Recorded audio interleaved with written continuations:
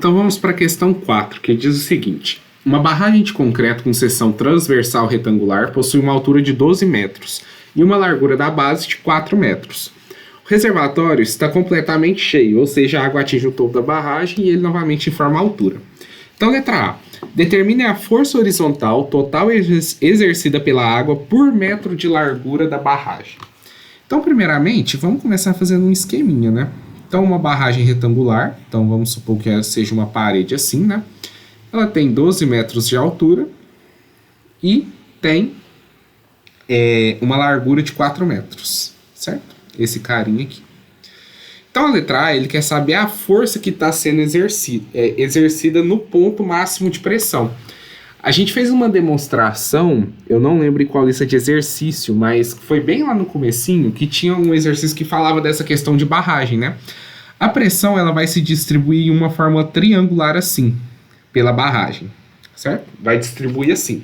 Porque no topo eu tenho menos pressão, quanto mais eu vou descendo, mais pressão vai fazer na água contra aquela parede ali.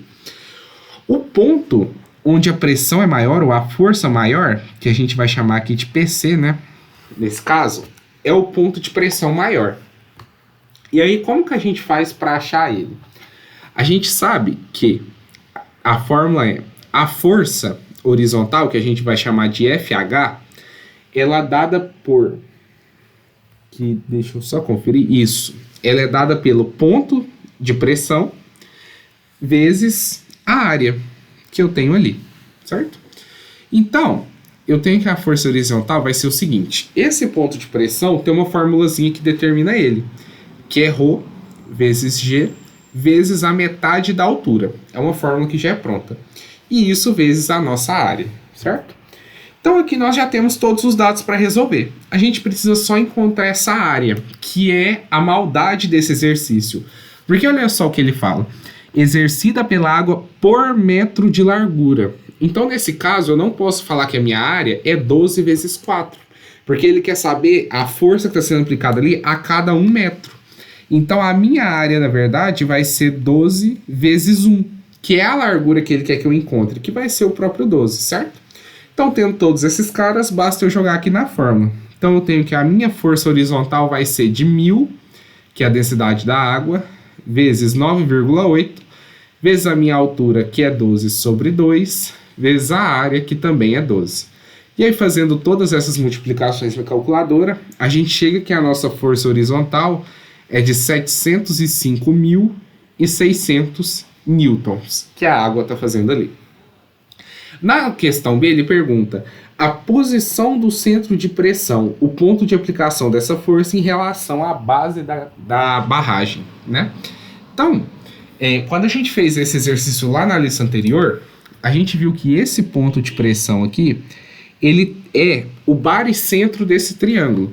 Então, ele vai estar a 1/3 da altura da base e a 2/3 da altura lá do topo, certo? Só que aí ele pergunta em relação à base. Então, o que a gente vai ter? Esse ponto que eu vou chamar aqui de ponto da altura, vou chamar ele de pH, vai ser nada mais nada menos do que 1/3 da minha altura. E aí 1/3 de 12, que a altura é 12, é 12 dividido por 3. Então a gente tem que esse ponto está exatamente 4 metros de distância da base.